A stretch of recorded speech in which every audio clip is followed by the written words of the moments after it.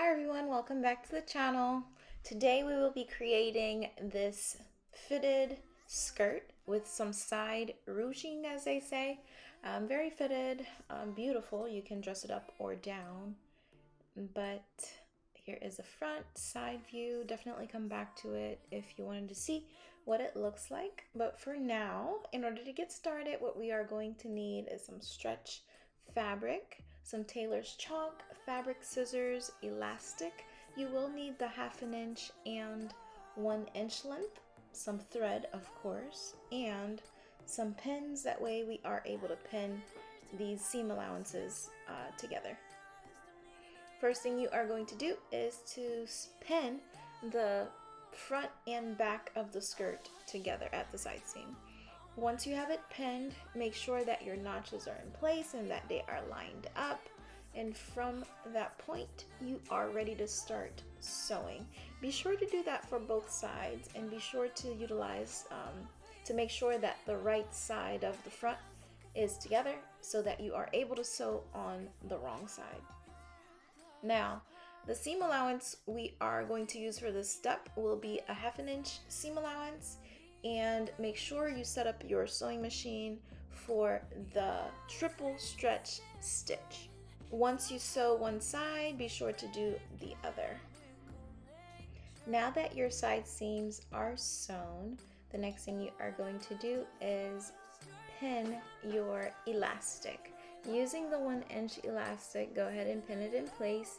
Make sure that you have your notches notated on the elastic. The elastic should be marked into 4 sections, and those sections are where we are going to pin onto the fabric so that those gathers, they're able to, the fabric is able to stretch and to fit within the perimeter of the elastic.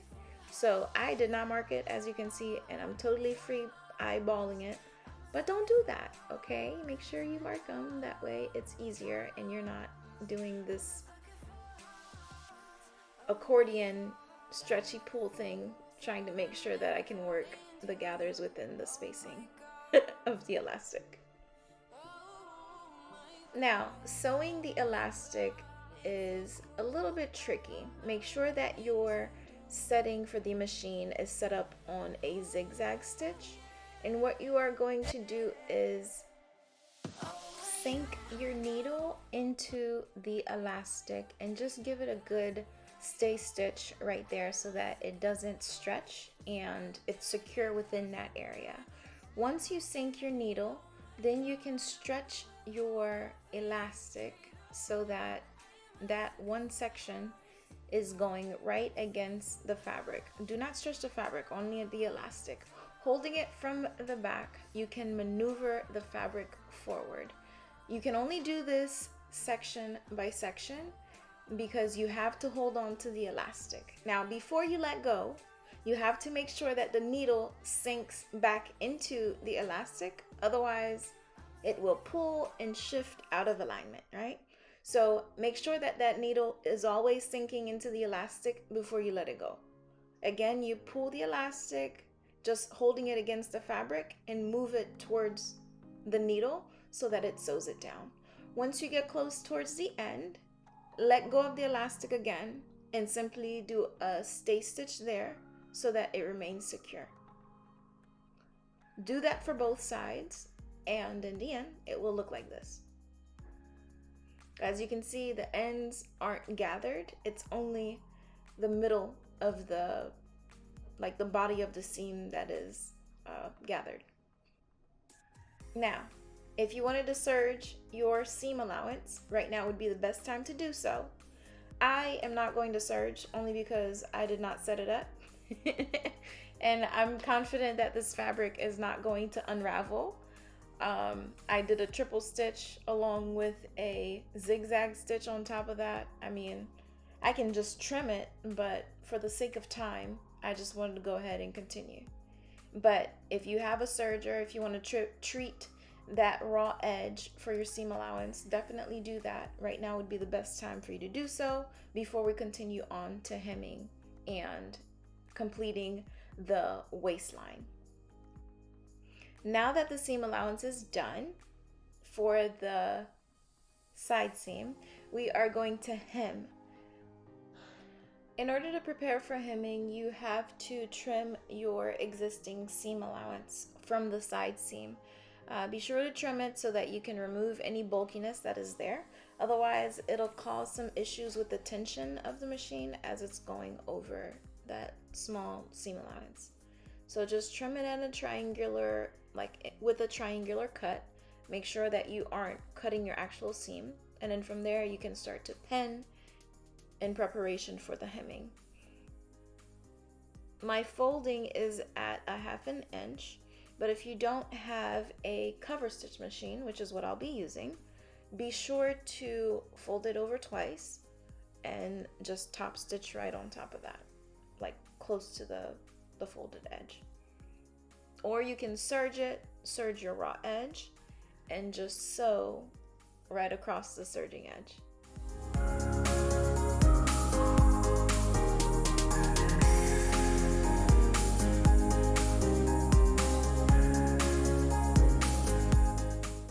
Now that the hemming is complete, you are ready to continue on to the waistband. As you can see, the hemline is nice and clean. You have your double top stitching on the right hand side, and on the back end of the fabric you have your overlocking stitch, which goes right over that raw edge of the material, keeping it nice and secure, and it's preventing it from unraveling. Now you are ready for your waistband. Grab your elastic. It should already pre-cut to your waist measurement, and all you have to do is do a zigzag stitch over those raw edges. Make sure you're not twisting your elastic, okay? Fold your elastic in half so that you can mark your side seam. I left the overlap as my center back, and with that too, you should have your markings on your fabric as well, in order for you to match that elastic to the notches on your garment. If you don't have the notches, sometimes they disappear depending on the type of chalk you use. Just make sure you mark them again. Go ahead and pin your elastic in place. You are pinning it to the very top edge of your waistband. Oh, and for your seam allowance, don't forget to trim just like we did with the hemming. Make sure that the hem is going in the same direction as the waistline. So if it's going towards the center back, which it should be, make sure that it's always going towards the center back as well for the waistline. Once you have it all pinned, you are ready to start sewing. Starting from a side seam, go ahead and sink your needle. Once you have your needle synced, make sure that you pull onto the elastic so that the width of the elastic stretches to the width of the fabric. Hold on to the back of the material and simply zigzag stitch over the edge so that you are creating almost like an overcasting stitch over the edge. Do that all the way around. You do have to do it in sections as you get closer to your pins. Be sure to sink that needle before you start adjusting anything. Otherwise, there's a possibility that the elastic will snap and shift out of alignment, and then you would have to, re-sew over that section. Once you are done with that first stitch, you will do the same for the secondary stitch at the bottom of the elastic.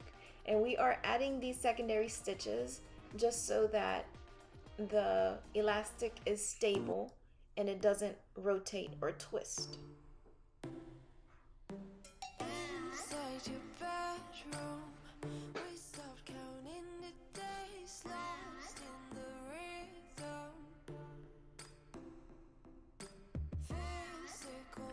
Once the sewing is done, flip your material, flip your elastic onto itself so that the only thing you see is the actual shell of the fabric.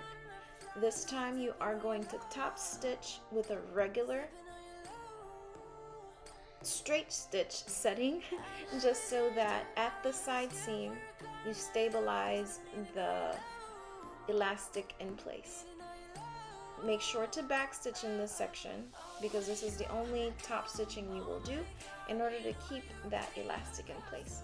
Grab your snippers, trim wherever needed so that there aren't any hanging threads.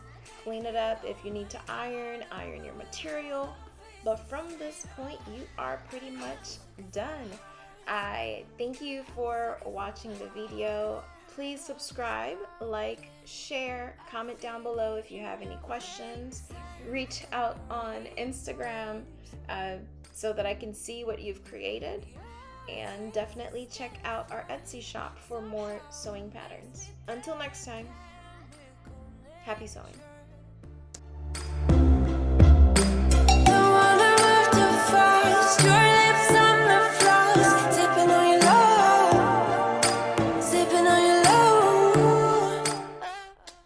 All these pictures are taken by me, Sebastian Rivera.